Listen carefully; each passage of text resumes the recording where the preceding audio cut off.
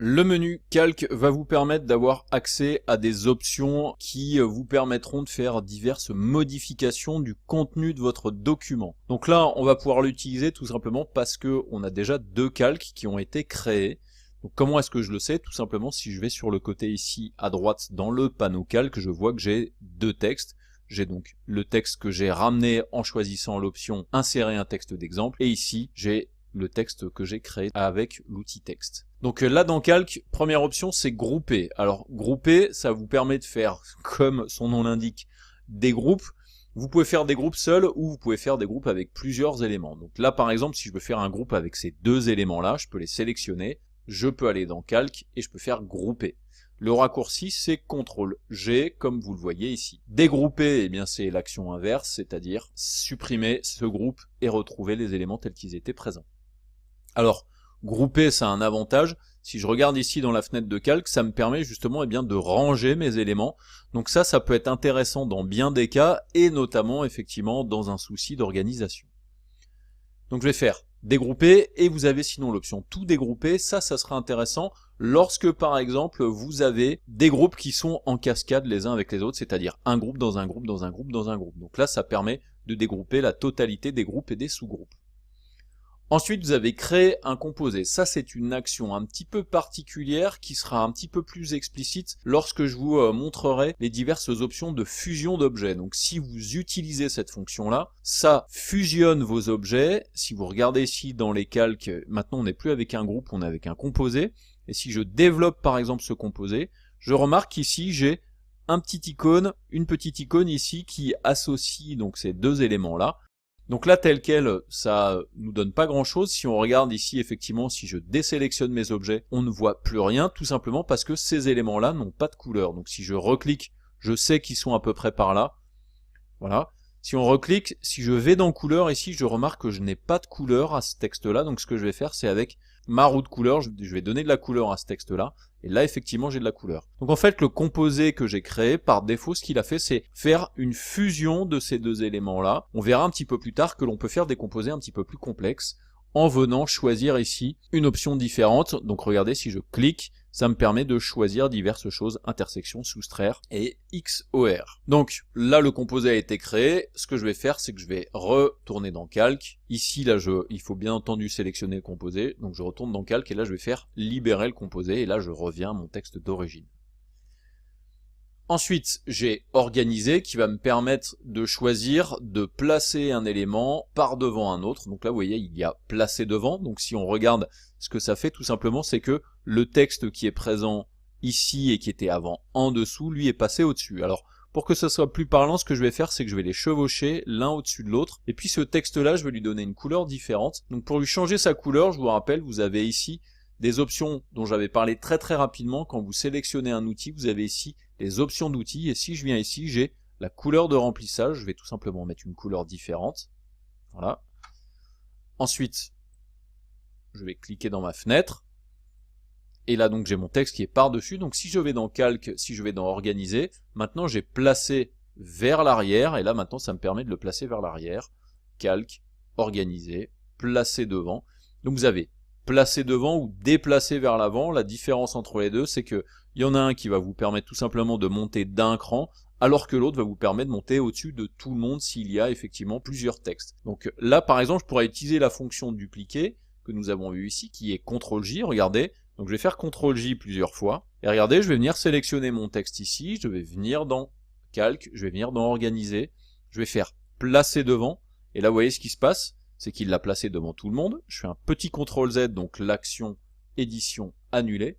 Je retourne dans Calque, Organiser, et là j'ai déplacé vers l'avant, et là regardez, vous voyez, c'est tout simplement placé vers le texte qui est devant. À savoir que ces options que vous retrouvez ici dans Calque, vous allez les retrouver dans la barre d'outils, dans lequel vous allez avoir ici placé derrière, donc là il le place derrière. Maintenant vous avez déplacé vers l'avant, et ici vous avez placé devant. Donc en utilisant ces fonctions-là, vous voyez que l'ordre des calques se modifie. C'est quand même plus pratique de le faire directement à partir de cette barre d'outils que d'aller dans Calque, Organiser. Il y a aussi une autre option qui peut être pratique, c'est de connaître par exemple les raccourcis clavier. Ensuite, nous avons alignement. Donc là, vous avez aligné à gauche, aligné au centre, etc., etc. Donc ça, ce sont des options que vous allez retrouver aussi dans la barre d'outils ici. Vous avez aligné à gauche, aligné au centre, aligné à droite. Là ici, c'est l'option espacer horizontalement qui peut vous permettre par exemple de choisir d'espacer votre texte, divers éléments les uns avec les autres. Ensuite, il y a aligner verticalement, aligner sur le centre, aligner en bas et espacer verticalement. Donc toutes ces options-là, elles sont présentes ici dans alignement. Ensuite, vous avez géométrie ici, donc ça c'est quelque chose que l'on verra un petit peu plus tard. Vous avez transformer, donc rotation à droite, rotation à gauche, etc., etc. Donc ces diverses options de transformer sont tout simplement les mêmes options que vous avez ici. Donc vous avez retournement horizontal, retournement vertical, tourner dans ce sens-là. Voilà, tout simplement. En règle générale, bien souvent, les options que vous allez retrouver dans les menus vont souvent se retrouver ici dans les barres d'outils. On a ensuite insertion, c'est en gros lorsque vous créez un nouvel objet, où est-ce qu'il va se placer dans l'ordre de vos calques. Donc, soit par défaut, soit il se place derrière, soit il se passe en haut, soit il se passe à l'intérieur d'objets déjà existants. Vous avez ensuite nouveau calque pixelisé, donc la différence entre les deux, c'est qu'un permettra d'avoir du contenu vectoriel et l'autre sera un calque plutôt avec des pixels. Vous avez ensuite nouveau réglage qui là va vous permettre de rajouter des calques de réglage pour modifier plus ou moins en colorimétrie votre composition. Donc on peut rajouter diverses calques. Donc là regardez, j'ai rajouté courbe et là maintenant je peux faire une modification de la courbe. Alors attention par contre, en règle générale, si vous regardez ici ce qui se passe, il m'a transformé mon calque en rajoutant un calque de réglage. Donc je vais plutôt enlever tout ça et je vais refaire la manip. Je vais faire insertion, je vais faire nouveau réglage, niveau. Et là en faisant niveau, je vais pouvoir modifier. Par exemple, vous voyez, là je modifie les noirs de mon texte et du coup ça le rend un petit peu plus gris. Donc là en l'occurrence, sur ce contexte-là, ça n'a pas forcément d'intérêt. Ensuite, on a verrouillé. Donc ça verrouille votre calque. Donc à savoir que c'est une option que vous pouvez avoir ici en allant par exemple dans votre calque et en allant cliquer ici. Vous avez déverrouillé. Il y a ensuite convertir en courbe. Alors ça c'est quelque chose que on verra un petit peu plus tard et qui vous permettra de transformer un objet en courbe. Donc là typiquement, sur un texte dans ce genre-là, ça peut être sympa à un moment donné de le transformer en courbe pour pouvoir faire des modifications de forme. Donc quand vous allez dans le calque et que vous faites convertir en courbe, là maintenant ça devient un texte sur lequel vous pouvez faire des modifications. Et là regardez, si je viens ici dans mon groupe de calque, on voit que maintenant mon texte est devenu un texte vectoriel.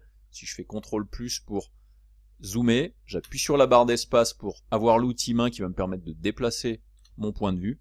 Donc là c'est bien un texte maintenant qui est fabriqué à l'aide de courbes.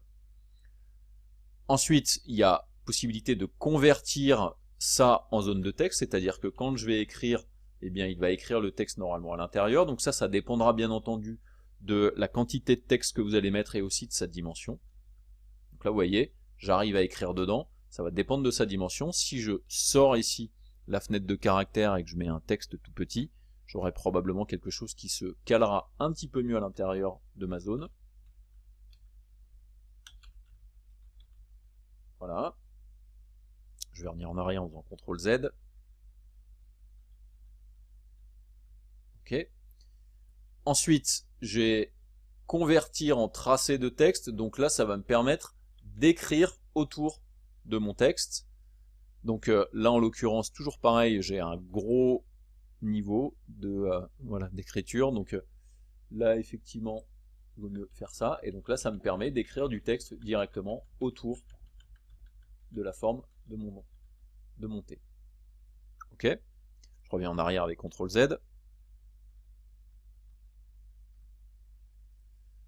Ensuite, j'ai vectorisé le contour, donc ça c'est un petit peu la même chose que convertir en courbe. Après j'ai tramé, ça va être tout simplement pour créer des pixels. Donc regardez, en ayant fait ça, maintenant vous voyez, ça n'est plus courbe, c'est devenu pixel. Vous avez des annotations en règle générale de ce qu'est un calque dans votre composition, se trouve avec des parenthèses. Donc je fais un petit CTRL-Z pour que vous voyez la différence. Là je suis en courbe, texte, calque, tramer, là effectivement, ça me fait un tramage. Donc le tramage, c'est ce que l'on appelle transformer en pixels. Vous avez ensuite tramer pour masquer. Là en fait, ça transforme votre calque en calque de masque, et ensuite vous allez pouvoir l'utiliser pour créer un masque sur une zone déjà existante. Donc c'est-à-dire je peux venir ici et à l'aide de ce texte-là, vous voyez, ça me permet de faire un découpage. À l'aide de ce masque-là, ça me permet de faire un découpage sur un texte. Ensuite, on a convertir le groupe en calque. Donc là, en l'occurrence, par exemple, j'ai un groupe ici. Si je viens là, donc j'ai convertir le groupe en calque. En faisant comme ça, ça devient un calque qui est tout simplement en fait un espèce de groupe quand même.